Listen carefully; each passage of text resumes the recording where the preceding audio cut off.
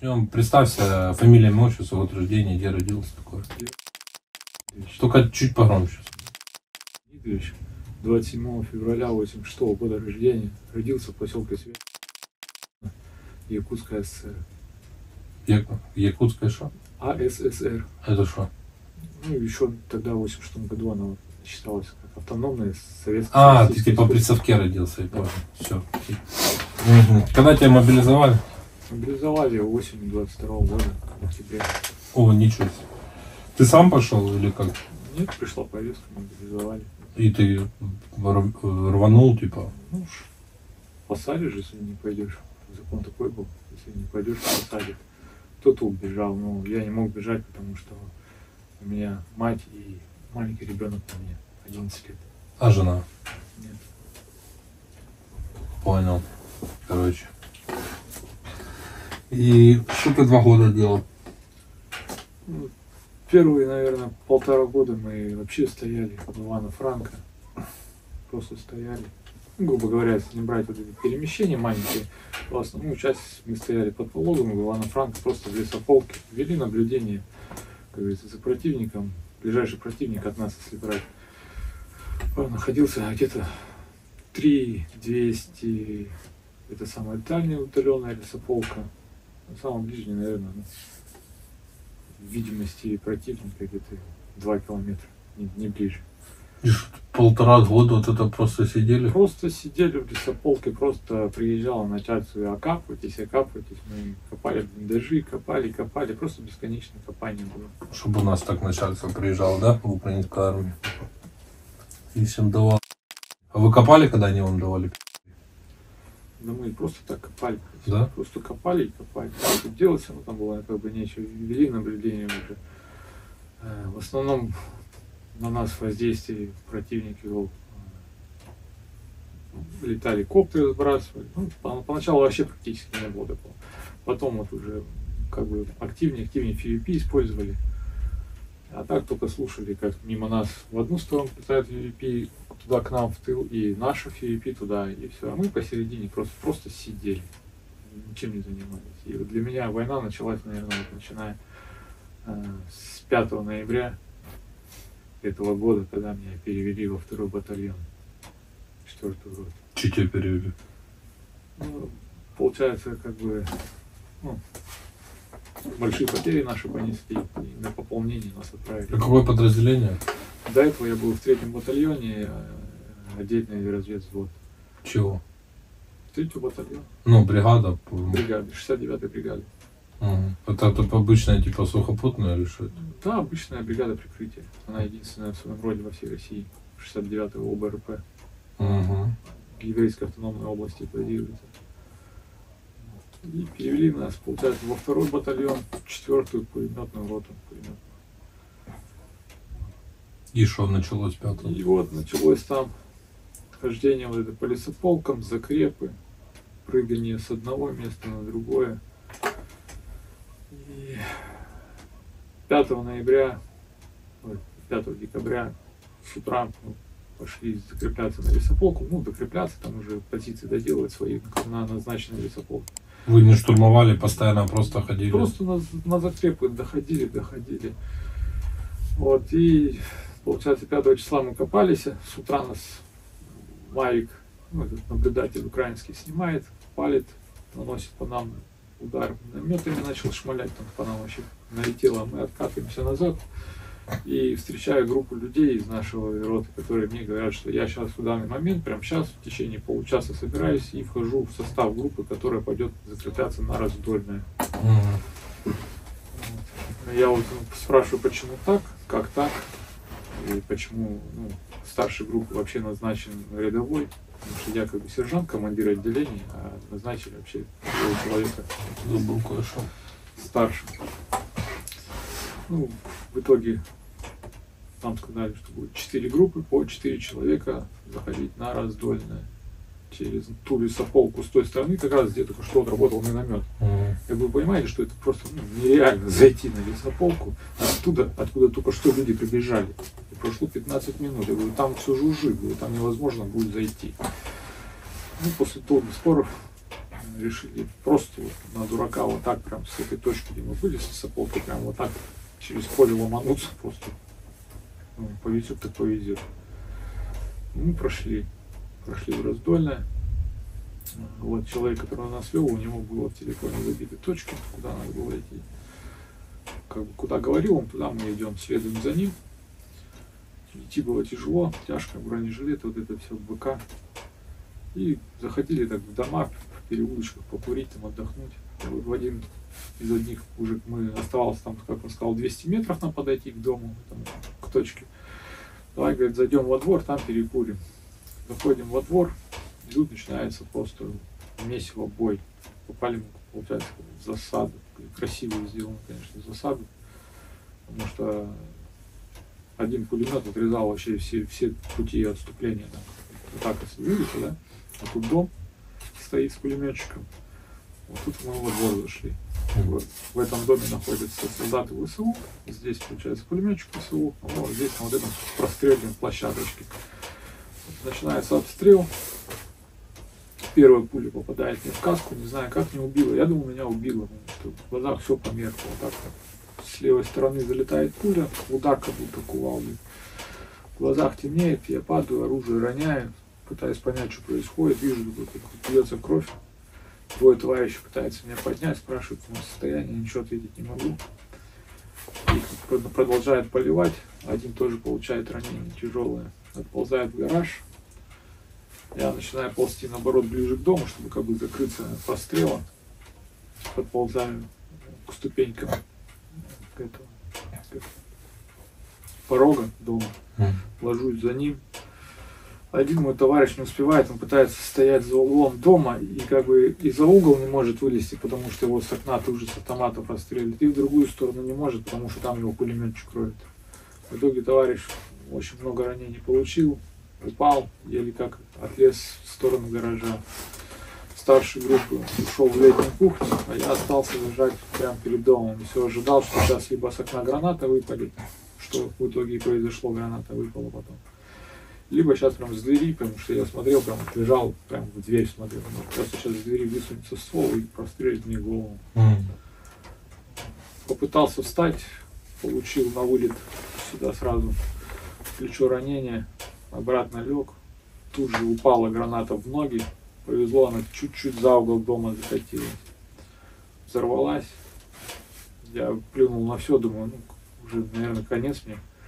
И просто ринулся в сторону летней кухни, там был подвал, туда. Упал в подвал, скувыркнулся, скинул каску, начал себе голову заматывать. Вот полетела вот первая граната, полетела, потом вторая, третья, четвертая, там уже просто дотошнило какие-то. Вот, А как тебя этими гранатами не убило? спуск вот такой в подвал, а вот тут вот так стеночка. Я как бы за стеночку успевал зайти, потому что я пытаюсь выйти, допустим, а летит граната. Я сюда за стенку ухожу, она взрывается, прям за стенку кирпичи летят, там уже от стенки-то, в принципе, ничего не осталось. И как потом мне сказали солдаты ВСУ, которые нас взяли в плен, то что у них эвки кончились, и следующая граната была бы термобарическая. То есть я потом вообще сгорел. Термобар. Да, и вот мне повезло, я просто бинт, то что мотался, болтался на мне, сорвал вот так бинт, поднял руку и на карачках выполз. Солдат ВСУ заметил меня, крикнул, типа, это все, не стреляем, если ты выйдешь, говорит, сейчас мы стрелять не будем.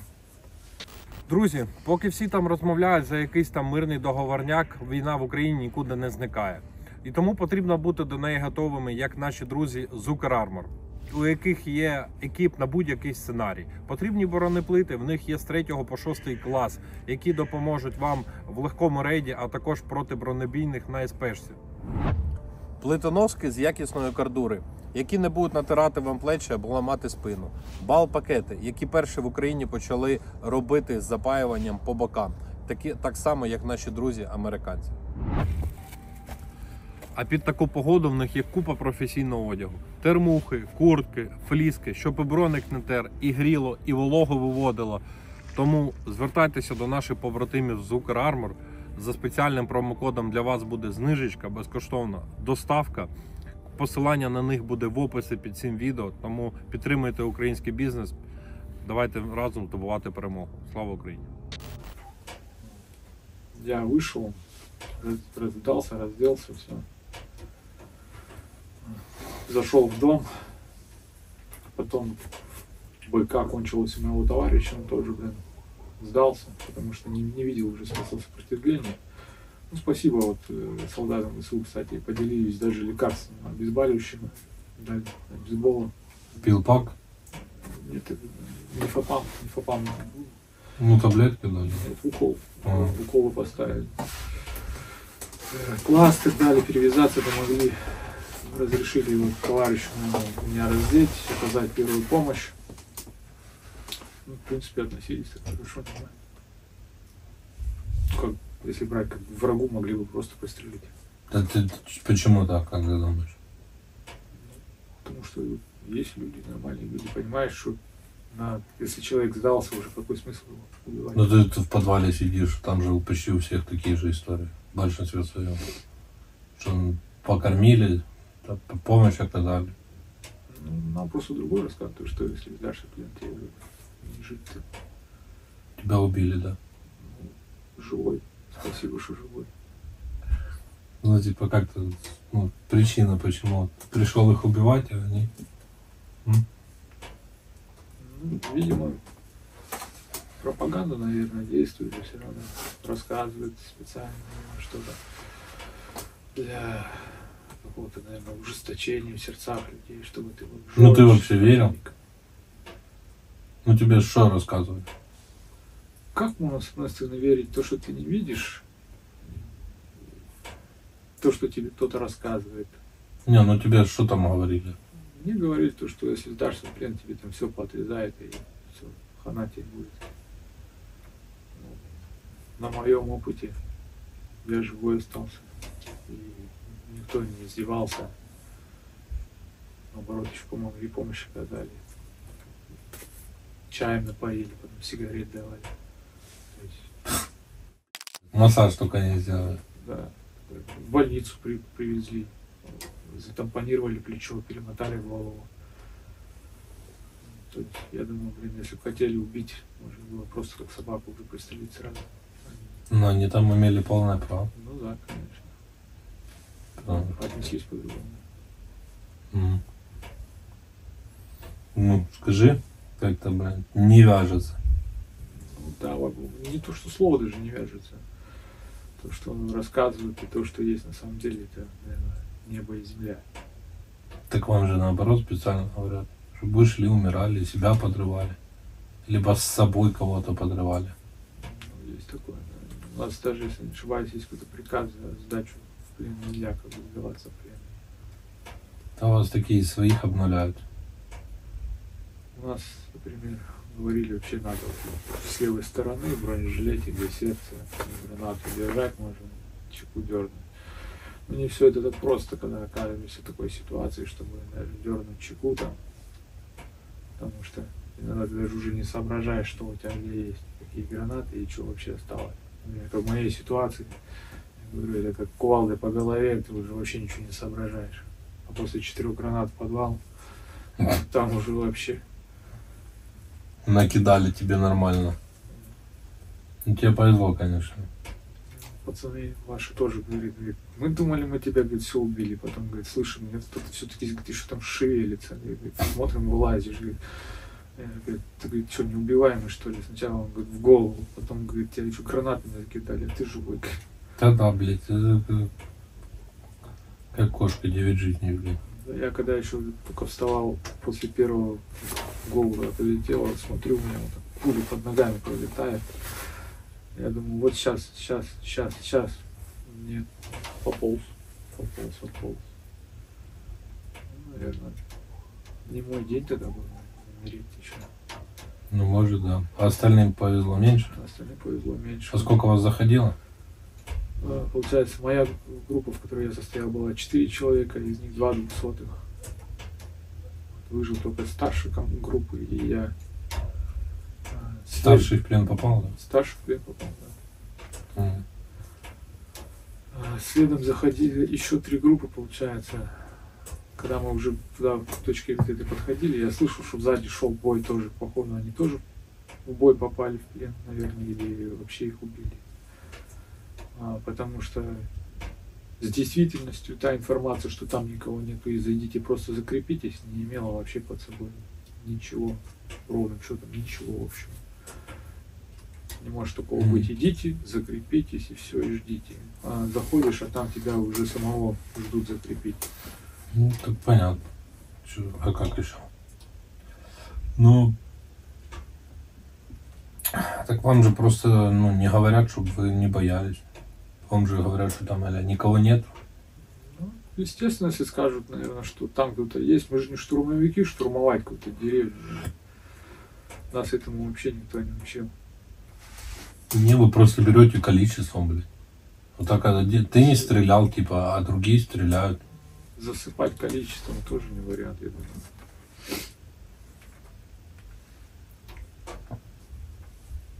Сейчас, извини, быстро.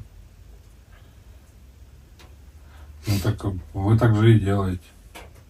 Он тех на мотолыге привезли, высунули, да? Да, парни рассказывали. Они мимо нас, кстати, проезжали. Тоже. Да? Они проехали, а нам досталось. Они проехали там, где мы стояли, и минометами-то нас осыпали, пока колонна ехала. Потом, когда они назад выезжала колонна, когда они выгрузились, опять же колонна-то в шух и пролетела, а минометы по нам сыпали. Причем колонна... Когда ты с нашими сидел или что? Нет, это было вот когда... До? Да. Да, это получается где-то за 2 дня где-то, когда наши туда вот заезжали на этот, на новый команд. Вот. Они-то хорошо, быстро залетели, улетели, а мы вот потом, наверное, 2 дня над нами небо жужжало просто, и там вообще не показаться, не высунуться, вообще с ума сойти было. Ощущение как-то не продумано было. Так и что думать, вас много. Тебя убило, следующий пришел. Тебя убило, еще пришел. Ну, ты все. Что еще делать? Вас много. Вы же так сейчас и побеждаете. Видел сколько? Прогресс есть оккупирован. Там Угледар, там Курахов. Продвижение есть. Правда, конечно, ценой этого продвижения вот так вот сотни трупов просто за каждую посадку. Но российской армии все равно. Или как? Просто я даже говорю. Мне кажется, если вот так у всех поставить, то у всех плюс-минус одна история будет. Я, если честно, не понимаю некоторые движения нашей армии. Допустим, вот такие вот огромные рывки делают, да, на десятки километров, грубо говоря, вперед пройти, а тыловое обеспечение не успевает. То есть, с точки зрения даже военной вот науки, я думаю, это как-то... Да вам вообще, мне кажется, неправильно то, что сюда приехали. Это тоже правильно. Я вообще думаю, что наши правители должны как-то сесть за стол переговоров, остановить вообще эту мясорубку, кончить. Так а как? Лавров недавно говорил, не хочет. Лавров говорит, что признавайте оккупированные территории, отмена НАТО в Украине, и только тогда. То бишь, это мы убили ваших людей, мы взяли в плен ваших людей, мы их покалечили, мы похитили детей, оккупировали территории. Вы это все признаете, и мы тогда все постанавливаем стрелять. Как это так? Ты думаешь, Украина может пойти на такое? Я думаю, нет. И Россия тоже, наверное, преследует какие-то свои интересы. Ну, в России понятно, оккупация Украины и уничтожение всего и вся. Ну, так политика, умирают обычные люди. Просто гибнут каждый день. Ну да. Ну, тоже вопрос не в политике. Вопрос в том, что вас просто используют как пушечное мясо и все. Вы идете. Мы-то дома. Ну, я дома у себя. В своей стране. Когда если бы там, уже ситуация с российской, там, зашли в Курск, правда. И то в Курск зашли, чтобы Россия чуть-чуть на себе почувствовала войну. Вот сколько беженцев убегало с Суджи и остальных населенных пунктов. И что, Россия не заботится? Митинги устраивают. Поселите нас, накормите нас, еще что-то. Теперь война идет на территории России. Как-то так. Видишь, и уже Путин что-то говорил за красные линии. Красные линии все оттягиваются. Ну, может, как-то это и повлияет на суть переговоров. Ну, повлияет то, что если начнут такие, как ты, думать и не идти сюда, и все. И сказать, я лучше сяду в тюрьму, там, я еще что-то, но я не пойду. Ну, типа, а пока вы идете, пока вас набирают, то что бы не идти. Потому что это видео и записано для того, чтобы остальные посмотрели, будет контакт проекта «Хочу жить», и можно будет сдаться в плен заранее. Просто когда ты пропал, ты им попал сюда, ты им пишешь на Телеграм там или в бот там, я такой-то, такой-то, Вася Петрович, нахожусь там-то, хочу сдаться в плен, не имею там больше желания воевать. Грубо говоря, что мне сделать? Тебе говорят, смотри, ты когда будешь там-то, там-то, делай то-то, то-то, вот туда иди. Все, ты руки поднял, автомат выбросил, сдался в плен, все. Живой, здоровый. Тебе вот так вот руку пожали, сказали, молодец. Были мужики, которые там с России приезжали, которых там должны были мобилизовать, и они просто вот в гражданские, даже не оформленные, 0 пересекали, чтобы просто заранее сдаться.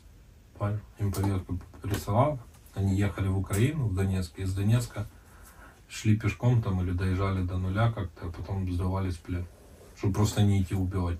Сразу напрямую. Ну да. Даже не будучи не комбатант. Ну, комбатант, знаешь, что это? Участник конфликта вооруженного. Ты комбатант, я комбатант, а гражданский не комбатант. Поэтому для нас одни нормы принимаются, да, международного права. Там Женевская конвенция, в том, что тебе должны там медпомощь оказать, пытать тебя не должны там и так далее. Поэтому я говорю, что у нас интервью добровольно. Ну, чтобы это не было такое, скажи, что, блядь, Путин хуй, или КД, скажи, что российская армия говно. Типа, ну, бессмысленно. Ты, блядь, любого спросишь, сам все расскажет. Потому что если вот, как ты говоришь, что украинцы к тебе лучше отнеслись, чем твои. Ну да, по крайней мере, меня не пытались в наглую убить.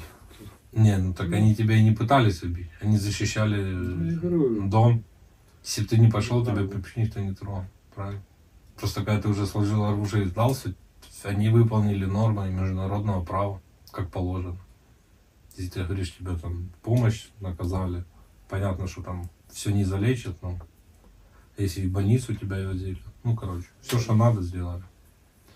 Понятно, тебе тут никто массажи делать не будет, райские условия, но лучше.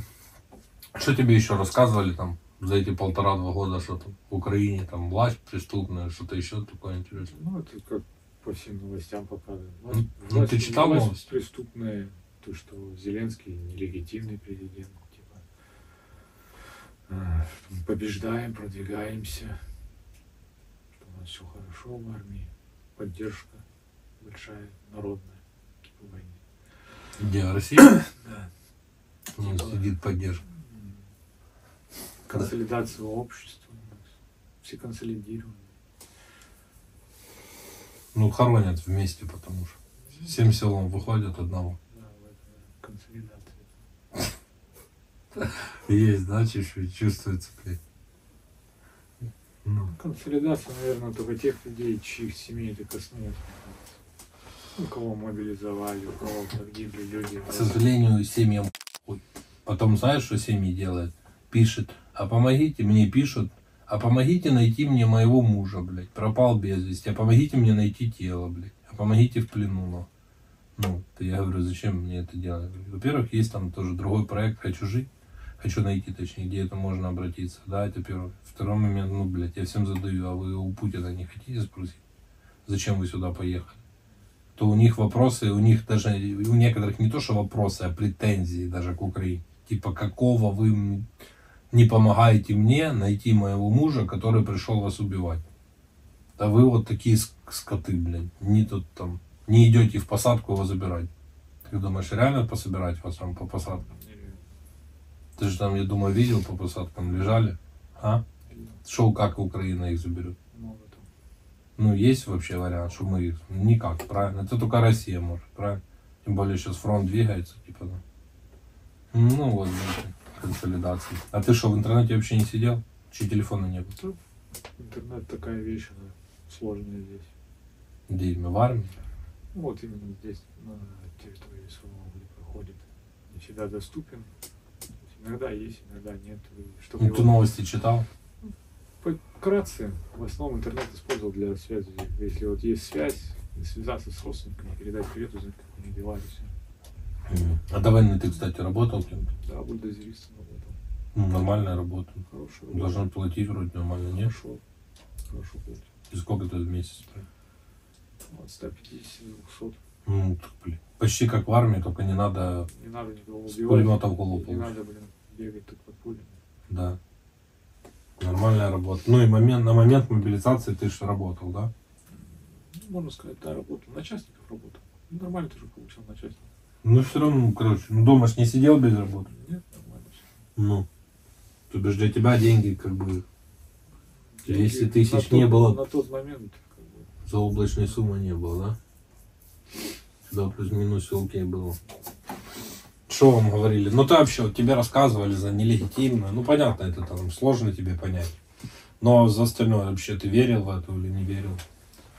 Были какие-то мысли свои? сложно не верить, допустим, если тебе, да, показывают видео грамотно сделанное. Ну какие видео? Ну, просто, например, да, новости показывают, например, Украина нанесла, например, удар по жилому кварталу, допустим, и показывают трупы людей. Ты где, в Донецке или где? Да в любом городе, вот там тот же Белгород, допустим, да, обстреливают. Например, ВСУ сегодня обстреляли, например, Белгород, с РСЗО, и показывают, например, раненых людей, там убит. Ну как ты не поверишь? По телевизору показываешь. Не, ну так это ж обстрел, это ж есть причина, есть следствие, да? Причина это вторжение российской армии, оккупация даже еще в 2014 году. Ты же понимаешь, что война началась в феврале 2014 года. С Крыма. Да. Скоро будет сколько? 11 лет. 11. Есть вот эта причина. Оккупация Крыма, Донецка, Луганска. И люди начали умирать в 2014 году. Точнее, еще даже если уходишь на Майдан, когда российские приезжали, тут спецназовцы из винтовок расстреливали типов без оружия. Вот, за Майдан слышал, смотрел? Ты? Ну да, по новостям. Тоже, да, там плохие бандеровцы захватывают власть. Нацисты, да, нацисты. Да. Ущемляют русскоязычных. Такое было. Понимаешь? Ну, поэтому может и Белгород прилетает. Может и так. Но это же все следствие. Завтра вот вы уйдете отсюда вот так всех за поребрик к себе. Как ты думаешь, будет кто-то Белгород обстреливать? Наверное, нет. Ну. А до того, как вы сюда там зашли, обстреливал кто-то Белгород? Никто не обстреливает. Ну, видишь? Вот так вот оно и получается, что никто не обстреливал. Ну, поэтому тут еще причина и следствие какое. Понимаешь? За каждое действие всегда есть же свое ответка. Ну тогда, ну так а что Украине делать? Не стрелять, не бить по нефтеперерабатывающим там заводам, да? Не бить по, я не знаю, куда мы там бьем, по заводам каким. Правильно? Ну как мы не можем? Но мы должны отвечать. Во-первых, чтобы россияне сами почувствовали на себе. Вот жители Курска чувствуют уже.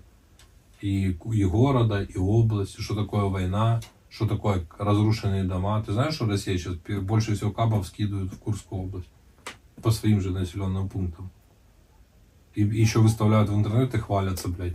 Мы уничтожили кабом, блядь, какой-то там, что-то там, дворец культуры, дворец спорта в Судже или где-то, блядь. И еще и хвастаются, что они своим же кабом уебали по своему населенному пункту.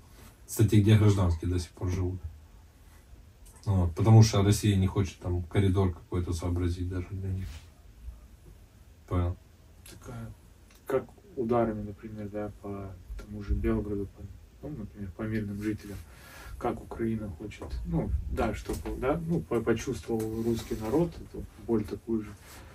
Так я ж не знаю. Что это изменит в войне? Причина-то это ничего. Ну, во-первых, смотри, есть такое понятие война, что это не только оружие, поле боя. Война это экономика, это психологическое состояние, да, морально бойцов, людей и все остальное. Как мера психологического воздействия. Ну, я ж не понимаю причины воздействия, да. Это как вот в Донецке был там в 15-м, когда там году, не помнишь, репортаж, что у ВСУ ударили миной по центру Донецка. Типа, понял, якобы. А потом там позже выяснилось, что это две бандитские группировки между собой разбирались, и одна просто по другой там чем. Понял? З міномета? Ну, чи миномет там, З что міномета по басе тоді, по тролейбусі. Да, троллейбус, помнишь, не было там? Да. Потом что-то там они, позже кто-то Чистрелков даже, да, кто-то с российских военкоров сам сказал, что это не Украина сделал.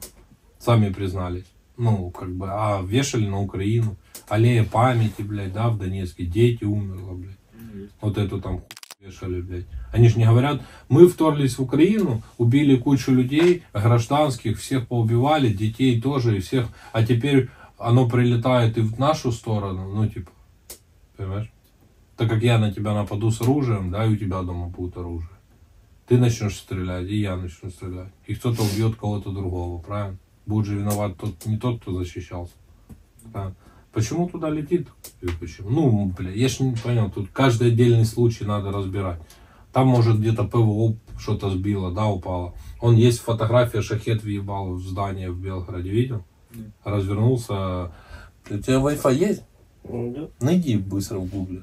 Тебе просто покажу. Ну, там снимок с камеры российского дома, понял? И шахет летит. Ну, он, Украины такие дроны. В дом Белгород. Тут, походу, GPS сбился. Сейчас Украина придумала, что как-то координаты подменяет, понял, шахедом. И не летят в Беларусь, короче. Вертаються назад, блядь. А? Вертаються в Да, одну и в Беларусь летят, и в Россию возвращаются, походу, понял? И там шахеды... Ну, да. Ну вот. Тут у Украины нет таких дронов. Ну вот это, видел, как шахеды выглядят? Здорово такие, да? Ну вот. Это типа не фотошоп, в дом прилетело. Есть видео там взрыва в доме. Это же не Украина. Ты же понимаешь, у нас нет шахеда. И таких беспилотников нет. Герань, которая, да? Да. Ну, мы их не выпускаем. У нас есть, но они по-другому, как самолеты выглядят. А тут, ну, понял, треугольные. Они же здоровые вообще. 2 с чем-то 4 метра. Герань 2. Ну да, это типа герань по-русски, а вообще это шахет. Иранский этот. Правильно? Ну. И вот в этом случае, вот что оно прилетело? Потому что российская армия, блядь, что-то напутала, да? Или Украина рэбом координаты там что-то сбила, правильно? Ну и что, кто виноват? Украина? Это навряд ли, блядь. Поэтому обстрелы мирных жителей, во-первых, украинцам это нравится. Вообще, я тебе скажу, бесспорно, блядь. Когда прилетает в Белгород куда-то, когда люди там бегают, метушатся, все горит. Людям в Украине это нравится.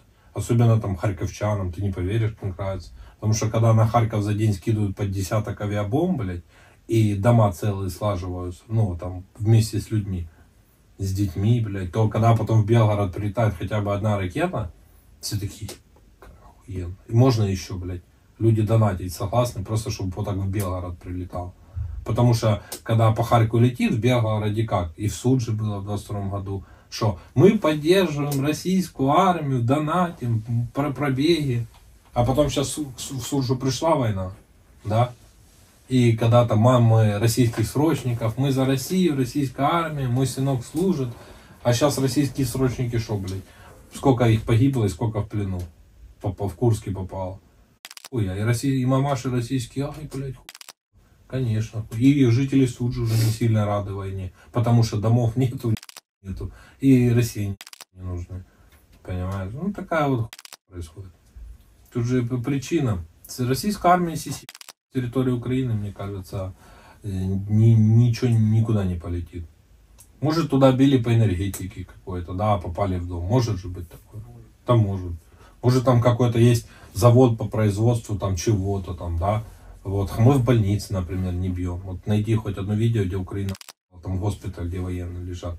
Хотя я тебе могу сейчас показать, там, где 500 человек ваших лечится. И у нас достают туда ракеты. Ну, туда нельзя бить, потому что запрещено, понимаешь? Но такие, блядь, правила. Хотя, ну, с моральной точки зрения, украинцам там, типа, это приятно. Да, Белгороду неприятно. А что, ну Белгород же поддерживает СВО. Мэр Белгорода, это губернатор, он там, блядь, навряд ли, правда, он так страдает, как обычные люди, блядь. Поэтому тут же, видишь, палка двух концов, блядь. Ну, правильно, месть порождает месть. Боль порождает боль. Ну, тогда, ну, это замкнутый круг, к сожалению. Но, ты же понимаешь, был бы выход какой-то ситуации, да? Вот там Россия начала бить по украинской энергетике, да? Зачем Россия ударила по больнице в Киеве, там не детская больница, военная не лечится? Ну, это чисто одна из самых больших, да, там, третье место, какая в Европе по лечению конкретно, там только дети лежат. Там дети с тяжелыми болезнями, там, ну, понял, инвалиды, там, да, ну, очень такие. И туда просто влетела ракета. Куда? Зачем, блядь? Почему? Я понимаю, там, в какую-то еще, ну, там, военную часть, ангар. Даже тут, где мы, да, находимся, где-то военные живут. Ну, сюда, да, машины вот стоят, все, сюда. Я еще понял. Ахмадет причем. Правильно же Ахмадет, да? Да, там же хворых на рак. Да, там онкобольные дети, которые и так, ну, сам понимаешь, в жизни как бы, да, если у тебя есть же ребенок, ну, понимаешь, думаю, это сам бы не сильно приятно, если просто ребенок болеет, простудой, да, а там и туда ракета еще въебала. Зачем, блядь? Просто России, ну, им надо показать. Они там что-то сказали, что там кто, наемники были, че что? Да, конечно, наемники НАТО, офицеры. Офицеры, НАТО, в детской больнице, блядь. Тут онкобольной ребенок лежит, а вот тут, блядь, офицер НАТО, блядь. Ну, это ответ на твой вопрос. Поэтому по энергетике сколько бьют, понимаешь? И ваши же сидят же в колониях, тоже без света, там, скорее всего. Смысл, блядь? Ну, куда? Да, может там, знаешь, какие-то украинские заводы типа не работать будут. Так они будут работать первоочередно, потому что, ну, стратегические предприятия, правильно? А в основном удары по энергетике это людям плохо сделать. Это я тебе скажу, знаешь, когда я вот жил там на 13 этаже, там 16-этажка, бабушки в минус там 10-15 там, год назад сидят под подъездом, мамы с колясками, потому что лифт не работает по 8 часов. И они вот так вот вышли там в магазин, ребенка ж не на кого оставить. Ты что, не оставишь просто дома, блядь? Страшно, да, даже. Просто во время войны, блядь. И они вот сидят 8 часов, бабушка не может подняться. Ну, в итоге, если вот так смотреть, вся эта война причиняет боль людям, простым людям с двух сторон, правильно? Да.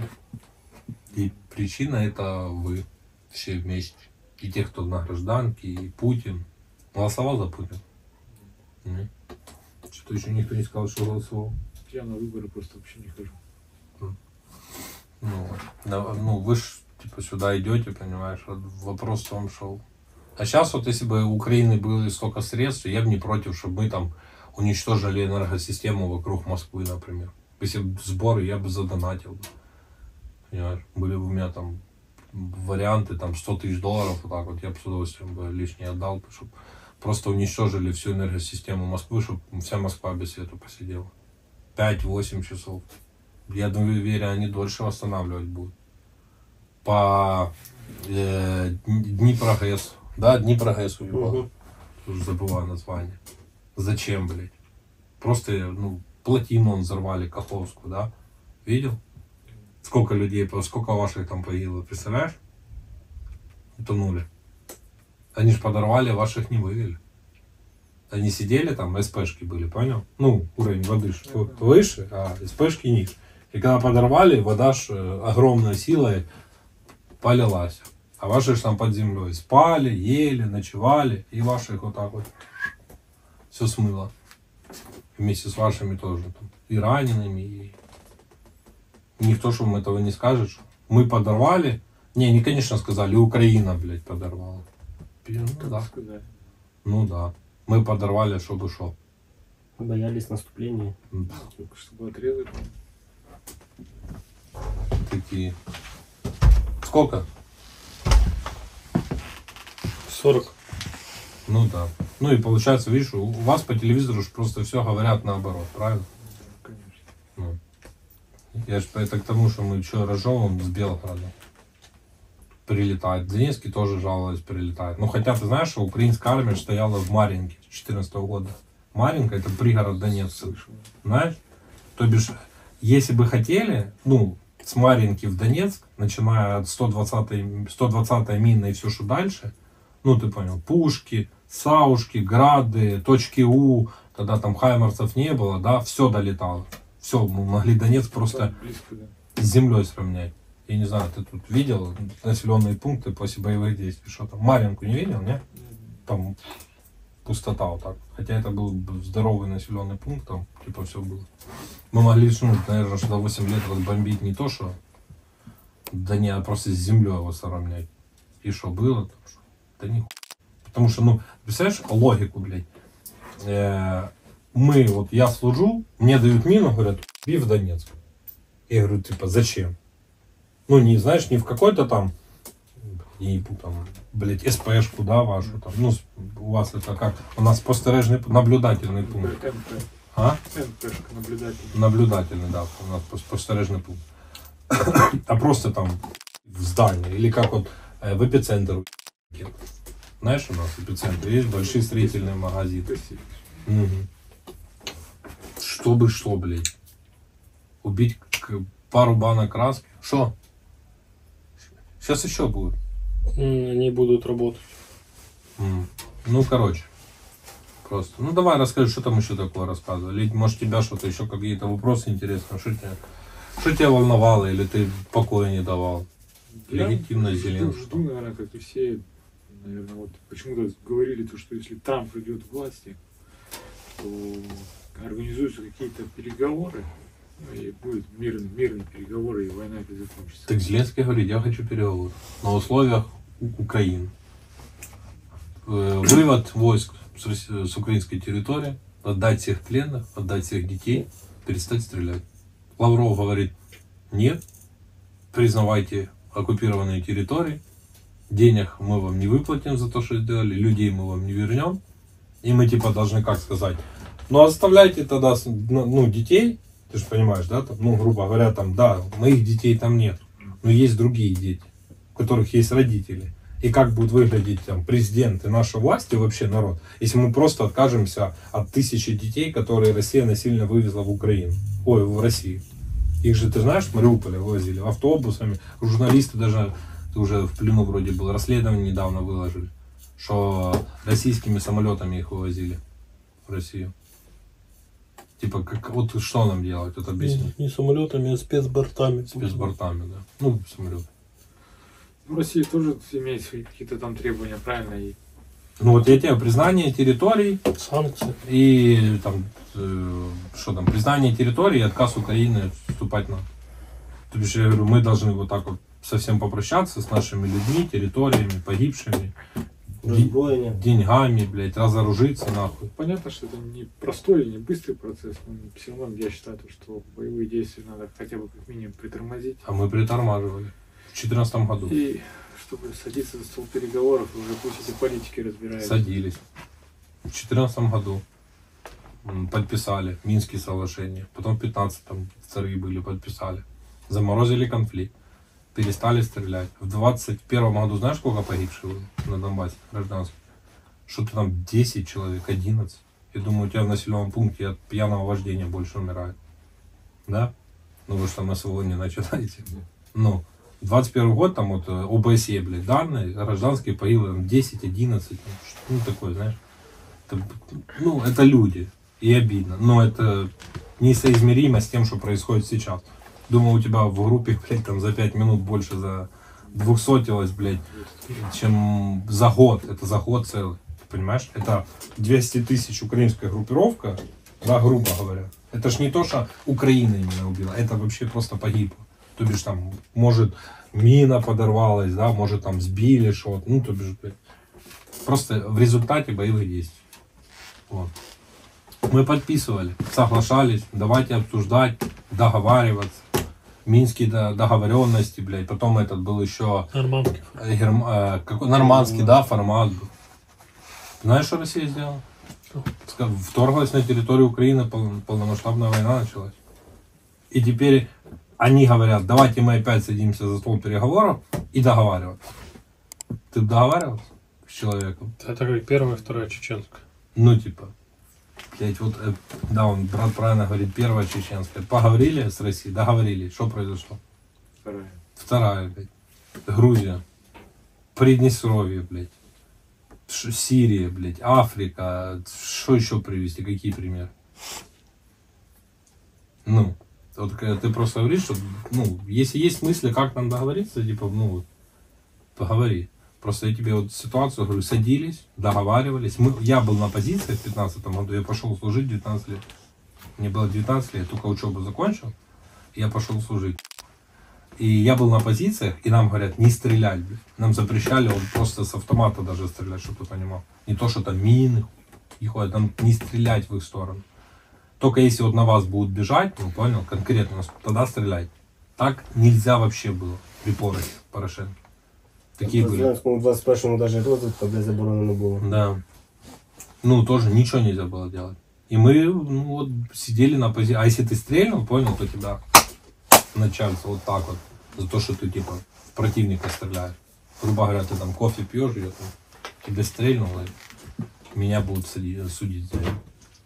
Вот. Как нам теперь так говорить? Не знаю. Вот, блядь, и это дилемма. То, что России верить нельзя. Поэтому и Зеленский говорит, уйдите с нашей земли, возвращайте нам пленных, детей. А мы Курск отдадим. Да, мы вам Курск дадим. Хотите Курск обратно? Давайте наши обратно. Все честно. Да, людей не вернешь, а что делать? Ну, блядь. Поэтому, видишь, ты, ну, вот и проблема, понял, все вот эти российской методологии, которые вам вот насаживают, да, что Зеленский не хочет договариваться. Зеленский пришел к власти, никому не нравилось, что он хотел вот такого мира на где-то там на условиях России, но он на него пошел, чтобы остановить убийство. Вот, но потом Россия просто, блядь, начала полномасштабную войну. Увидела слабость. А? Слабость. Да.